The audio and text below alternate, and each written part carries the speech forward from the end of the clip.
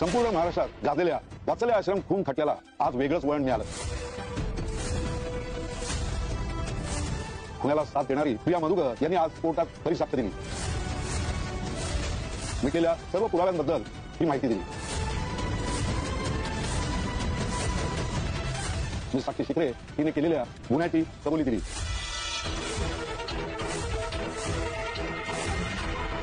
आतापर्यंत सादर झालेल्या पुराव्यावरून कोर्ट अशा निर्णयाला आला आहे की खूप आशेने आली तुमच्याकडे. मी हात जोडते सर, प्लीज मधुभाऊंची केस घ्या सर, प्लीज. मी तुमची ही केस एक्सेप्ट करून मधुकर पाटलांना इनोसंट प्रूव्ह करतो. त्यांना जेलमधून सोडतो.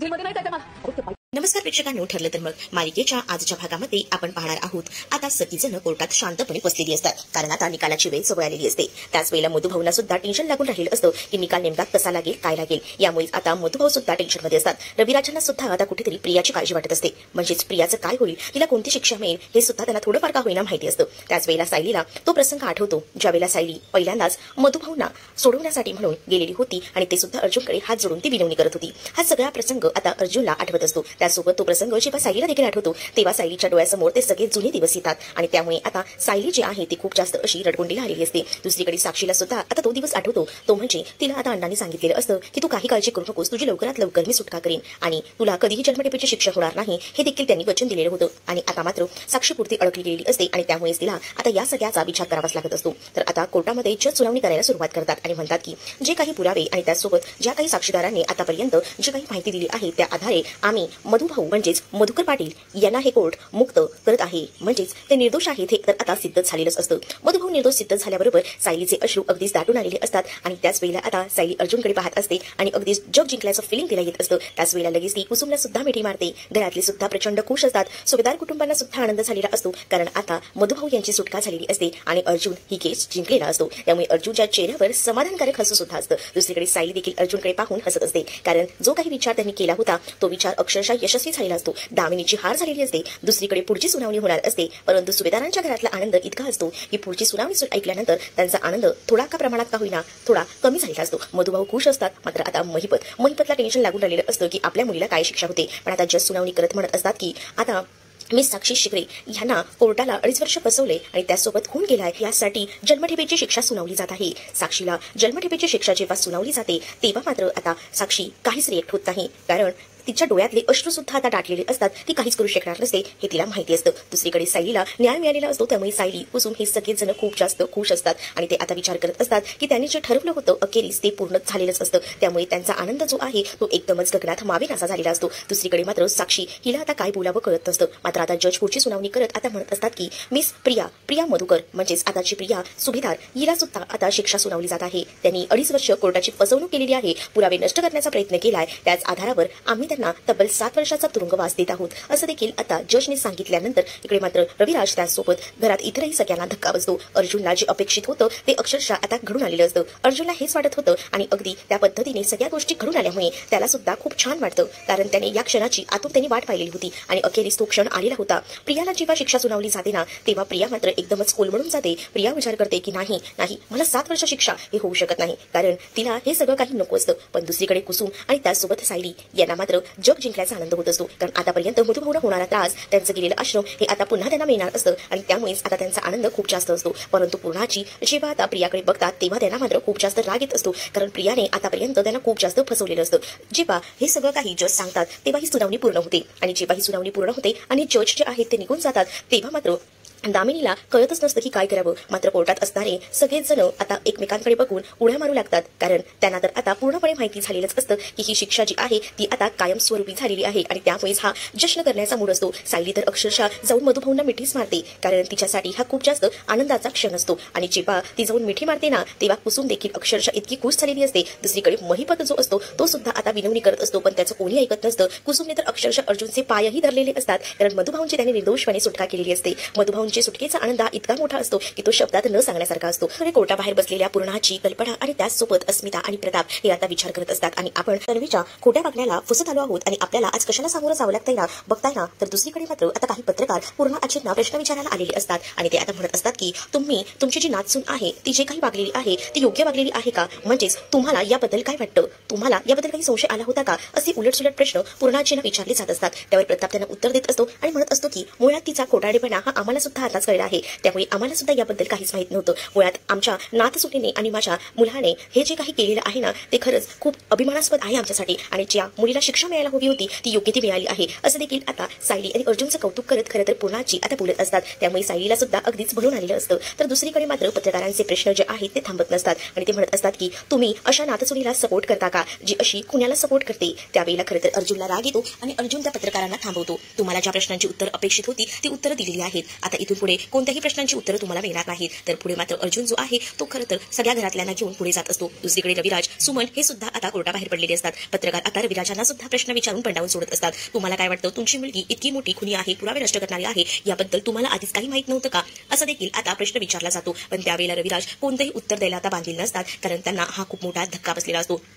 शिक्षा तर प्रियाला झालेलीच असते पण त्यामुळे आता रविराज कुठेही तोंड दाखवायच्या लायकीचे राहिलेले नसतात आणि त्यामुळेच ते आता तिकडनं तातडीने निघायचं ठरवतात. तर इकडे मात्र ह्याच बातम्या ज्या आहे बघण्याचं काम अश्विन करत असतो आणि अश्विन समोर देखील आता मोठा खुलासा होतो. म्हणजे त्या बातम्यांमध्ये दाखवलं जातं की खरं तर रविराज यांना काहीच बोलता येत नाहीये. रविराज यांच्या मुलीला 7 वर्षाची शिक्षा झालेली आहे आणि ही जेव्हा गोष्ट इथे असलेल्या अश्विनला समजते तेव्हा मात्र त्याच्या पायाखालची जमीनच सरकते. त्याला आता कळतच नसतं की हे सगळं काही काय होऊन बसलेलं आहे. त्याला आता अक्षरशः झटकाच लागतो. तो म्हणतो की आताच्या या सिच्युएशनला मला तन्वीसोबत असायला हवं, सगळेच जण तिच्या विरोधात असतील पण आता इथून मी सुद्धा जाऊ शकत नाही कारण प्रतिमा आत्या सुद्धा एकटी आहे. पण प्रियाला आता कसं भेटू हा मुळात प्रश्न जो आहे तो खरं तर अश्विनला पडलेला असतो आणि म्हणूनच अश्विन जो आहे तो खूप जास्त टेन्शनमध्ये असतो. दुसरीकडे दामिनी आपलं तोंड लपवत पळत असते पण पत्रकार मात्र तिला सोडत नसतात. पत्रकार जे आहे ते दामिनीला प्रश्न विचारायला तिथे आलेले असतात. दामिनी काय उत्तर देणार त्याआधी तिथे सायली आणि अर्जुन येऊन उभी राहतात. सायली अर्जुन दामिनीला म्हणत असतात की खरं तर थँक्यू हा, खरं तर तुम्ही जी काही 30 दिवसामध्ये ही केस संपवायचा निर्णय घेतला ना तो मला तर बाबा आता आवडलाय. म्हणजे त्यामुळेच तर साक्षी खुणी आहे आणि सरंजामींना सुद्धा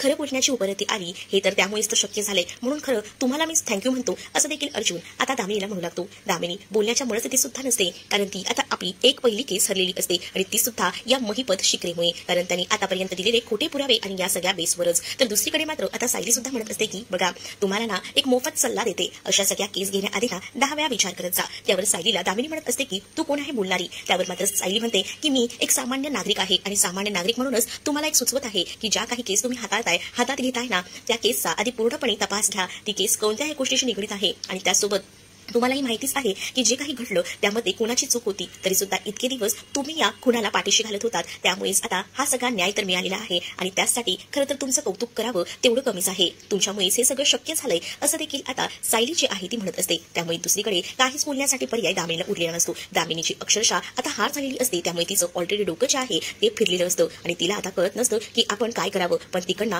तोंड घेऊन निघावं याशिवाय दुसरा कोणताही पर्याय तिला उरलेला नसतो. तर दुसरीकडे आता साक्षीच्या हातात बेड्या ठोकल्या जातात आणि साक्षीला जे आहे ते बाहेर आणलं जातं. साक्षी पाठोपाठ आता प्रियाला सुद्धा बाहेर आणलं जातं आणि त्याच वेळेला आता प्रियाच्या हातात सुद्धा बांधलेली असते ती म्हणजे हतकडी. पण प्रियाला आता समोर सुभेदार कुटुंब दिसतं. तिला आता सुभेदार कुटुंबाशी बोलायचं असतं म्हणूनच ती आता त्यांच्याशी बोलायचा प्रयत्न करत असते. रविराजही तिथेच उभे असतात पण पहिल्यांदा प्रियाला जे आहे ते पूर्णाजींकडे बोलायचं असतं. म्हणजे तिला असं वाटत असतं की पूर्णाजींशी बोलली, पूर्णाजींसमोर आपलं मन व्यक्त केलं तर नक्कीच पूर्णाजी आपल्याला माफ करतील कारण नेहमीप्रमाणेच पूर्णाजी आपल्या प्लॅनमध्ये अडकतील असं प्रियाला वाटत होतं. पण प्रिया समोर येते ना तेव्हा मात्र पूर्णाजींना सगळे जुने दिवस आठवतात. म्हणजे त्या तन्वीबद्दल किती चांगला विचार करायच्या. तन्वी आपली किती चांगली नातसून आहे आणि ती होणार आहे. तिच्यासाठी ठेवलेला तो दागिना खरं तर सायलीला न देता फक्त तन्वीला दिला होता. या सगळ्या गोष्टी आता खरं तर पूर्णाजीला आठवत असतात आणि त्यांना आता स्वतःचाच खूप जास्त पश्चाताप होत असतो की असल्या मुलीवर आपण विश्वास ठेवला आणि तिच्यासाठी आपण इतकं सगळं केलं आणि ती काय करून बसली आहे. त्यामुळे पूर्णाजी आता कोणताही विचार न करता लगेचच प्रियाच्या जोरदारपणे कानाखाली वाजवून देतात. हे सगळं बघून मात्र सायलीला मोठा धक्काच बसतो. तर इकडे मात्र जे करणं योग्य होतं तेच पूर्णाजीने केलेलं असतं.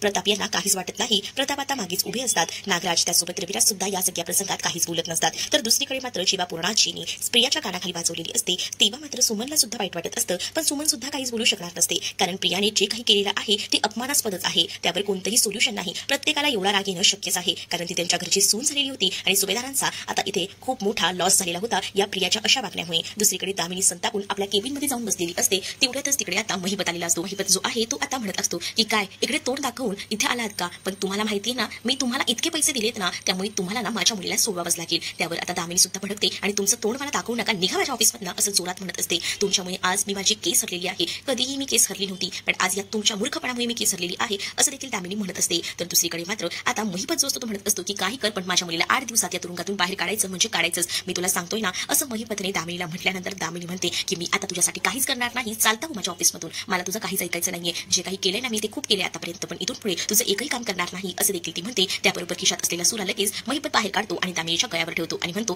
माझ्या समोर वटवट करायची नाही, नाहीतर बघ मी तुझं काय करेन. दुसरीकडे आता कल्पनाला सुद्धा प्रियाचा खूप जास्त राग आलेला असतो. प्रिया आता कल्पनाला म्हणवायला जाते, आई तू तरी समजून घे ना ग मला, मी हे सगळं काही मुद्दामून केलेलं नाही असं प्रिया म्हणत असते. पण त्याच वेळेला आता पुढे येऊन खरं तर कल्पना जोरदारपणे प्रियाच्या कानाखाली लगावून देते, कारण जे काही झालेलं असतं त्याचा खरं तर राग कल्पनाला सुद्धा आलेला असतो. कल्पनाला खोटं बोललेलं जराही सहन होत नसतं. आतापर्यंत कल्पनाने प्रियावर डोळे झाकून विश्वास ठेवलेला असतो. खरं तर सायलीला ज्या गोष्टी हव्या असतात त्या गोष्टी कधीच कल्पनाने पुरवलेल्या नसतात. सतत कल्पनाने सायलीचा राग केलेला असतो आणि कुठेतरी आता मनामध्ये कल्पनाला वाटत असतं की नाही, आपण खूप मोठी चूक केलेली आहे या तन्वीला पाठीशी घालून. आणि तिला सगळे दिवस आठवतात, म्हणजेच तेव्हा सायलीने सांगितलं होतं की तुम्ही हे लग्न करून खूप मोठी चूक करताय, या तन्वीला या घरात आणून चूक केलेली आहे हे सुद्धा सायलीने सांगितलेलं होतं. आणि ते सगळे शब्द आता कल्पनाला आठवू लागतात आणि तिला कळून चुकतं की खूप मोठी चूक जी आहे ती तिची झालेली आहे. आणि त्यामुळे ती आता प्रियाला म्हणत असते की तुझ्यावर विश्वास ठेवला ना, त्याचं हे फळ दिलंयस का, आम्ही तुझ्यावर डोळे झाकून विश्वास ठेवला, पण तू त्या विश्वासाच्या पात्रतेची नाही. पूर्णाची म्हणत असतात की हिला ना घेऊन जा, हिला आम्ही ओळखत नाही, ही आमची कोणी सुद्धा नाही, हिच्यासोबत जे काही आमचे संबंध होते ते आता संपलेले आहेत असं देखील पूर्णाची आता म्हणत असते. दुसरीकडे अस्मिता सुद्धा म्हणत असते की तुझी लायकी ना तिथेच जायची आहे, तू पोलीस स्टेशनमध्ये त्या जेलमध्ये तुझी लायकी तीच आहे, तेच तुझं घर आहे आणि आता तिकडेच राहायचंय तुला. कल्पना सुद्धा आणि पूर्णाची सुद्धा अस्मिताला सपोर्ट करतच प्रियाला म्हणत असतात की तुझी लायकी सुभेदारांच्या घरात राहायची नाहीच आहे, तुझी लायकी तुरुंगात राहायचीच आहे असं देखील कल्पना आता म्हणत असते. अस्मिता सुद्धा आता प्रियाच्या विरोधात गेलेली असते, म्हणून प्रियाला खूप जास्त त्रास होत असतो. आता सांगितलं जातं की ह्यांना घेऊन जा, परंतु सायली म्हणत असते की नाही, 1 मिनिट, कारण सायलीला खरं तर साक्षी सोबत बोलायचं असतं आणि त्यानंतर प्रियासोबत सुद्धा, कारण आतापर्यंत सायलीला काहीच बोलता आलेलं नसतं, पण सायलीला प्रचंड राग आलेला असतो आणि म्हणूनच सायलीने 1 मिनिट थांबायला सांगितलेलं असतं. दुसरीकडे कल्पना, अस्मिता, पूर्णाची यांना प्रियाचा खूप जास्त राग येत असतो आणि त्या तिघीही रागातच प्रियाकडे पाहत असतात.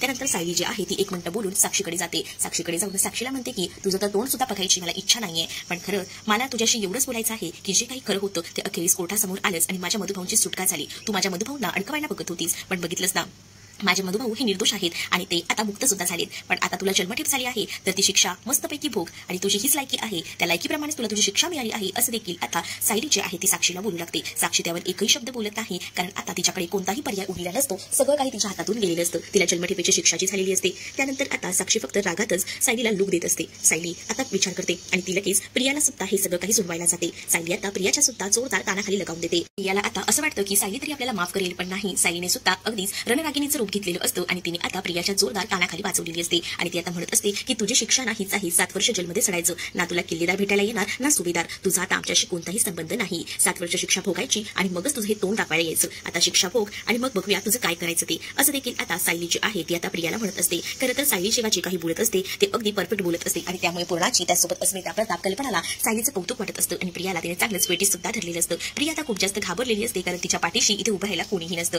कोणीही तिला आता सपोर्ट करत नसतो, त्यामुळे मात्र ती आता खूप जास्त घाबरलेली असते. दुसरीकडे अर्जुनने मात्र जेव्हा सायलीचा हा रुद्रावतार पाहिलेला असतो तेव्हा त्याला तर खूप जास्त अभिमान वाटत असतो आणि तो विचार करतो की ही तर सायली 2.0 आलेली आहे. तर दुसरीकडे आता जेव्हा सगळेजण घरी येतात तेव्हा मात्र कोणाचाही जेवायसाठी मूड नसतो. जेवण तर सायलीने केलेलंच असतं, पण प्रियाच्या या कर्तृत्वामुळे घरात कोणालाही जेवण सुद्धा जात नसतं. परंतु सायली जी आहे ती सगळ्यांना म्हणत असते की मला माहिती आहे प्रियाने जे काही केलंय त्याचा तुम्हा सगळ्यांना त्रास होतोय, पण आता हा त्रास करून आपल्याला कसं चालणार आहे. तसंही घरात जेवण बनवलंय आणि जेवण फुकट गेलेलं आपल्या सुभेदारांच्या घरात चालत नाही ना, मग चला थोडं थोडं का होईना खाऊन घ्या. आणि त्याच वेळेला हे सगळं काही अर्जुन बघत असतो आणि सायली आता स्वतःच्या हाताने पूर्णाचीना घास भरवते. पूर्णाची देखील सायलीच्या हाताने तो घास खातात, त्यातच भरून आलेलं असतं की पूर्णाचीना सुद्धा आता कळलेलं असतं की या घराची योग्य काळजी घेणारी, हे घर सांभाळणारी दुसरी तिसरी कोणीच नाही तर सायलीच आहे, ही सुभेदारांची बेस्ट झोन, हे सुद्धा आता पूर्णाजीला कळतं आणि म्हणूनच सायलीच्या हातून पूर्णाची पहिला घास देखील खातात आणि त्यामुळे आता पूर्णाजीचे डोळे देखील भरून आलेले असतात. सायलीला सुद्धा आता खूप जास्त वाईट वाटत असतं, कारण घरात सगळेच जण प्रियाच्या या वागण्यामुळे टेन्शनमध्ये असतात. तर जिन्यावर उभं राहून अर्जुन हे सगळं पाहत असतो, तर अर्जुनला सुद्धा खूप छान वाटतं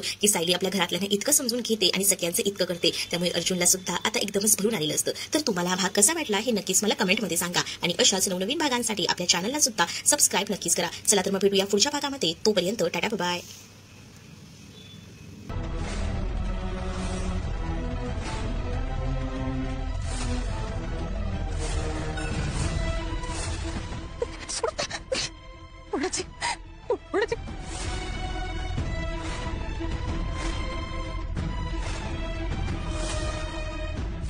अर्जुनसाठी खरंच खूप मनापासून स्वयंपाक करायचा आहे. वा, मग झालं तर. अगं हीच तुझी इच्छा चव बनून तुझ्या स्वयंपाकात उतरेल. तन्वीला ओळखण्यात आपण खरंच चूक केली गं. म्हणजे तिच्या डोळ्यात अर्जुन बद्दलचं प्रेम आपल्याला कळत होतं. तरी आपण त्या मुलीच्या खोटेपणाला भरलो आणि वावत गेलो. आता ते सगळं संपलंय. आता आपलं घर चुकीच्या व्यक्तीच्या हातात नाही याचा आनंद मानूया. हा वारसा मी माझ्या मोठ्या नातसुनेला देईन म्हणून मोठ्या नातवानं आणि नातसुनेनं तर माझा विश्वासघातच केला. तर या दागिन्यांवर माझ्या धाकट्या नातसुनेचाच हक्क राहील. हा तन्वीच्या लग्नानंतरचा पहिला दागिना असेल.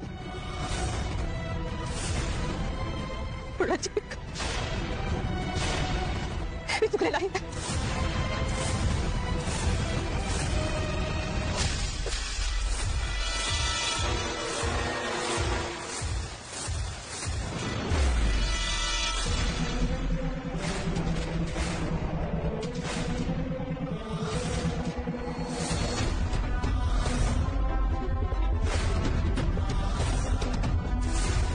वा, आम्ही तुमची कोर्टात वाट बघतोय आणि हे शामरुग इथं वाळूत पण कुपटून बसले. त्यापेक्षा एखाद्या डबक्यात जाऊन जीव द्यायचा ना. तोंड सांभाळून बोला शिकरे. तोंड सांभाळून बोला. आतापर्यंत तोंड सांभाळूनच बोलत आलेलो आहे देशमुखबाई. भरोसा ठेवला माझ्या लेकीला सोडवाल म्हणून. तोंडावर पडलं तोंडावर, नाकाचा फार फुगा झाला. कळलं ना? आता काय वरच्या कोर्टात अपील करायची ते लवकरात लवकर करा.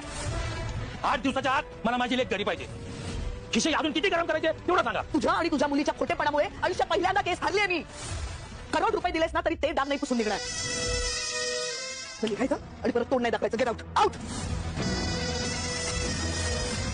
आवाज खाली ठेवायचा देशमुखबाई, आवाज खाली ठेवायचा.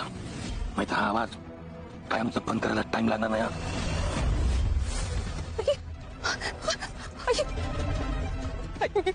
मी खुद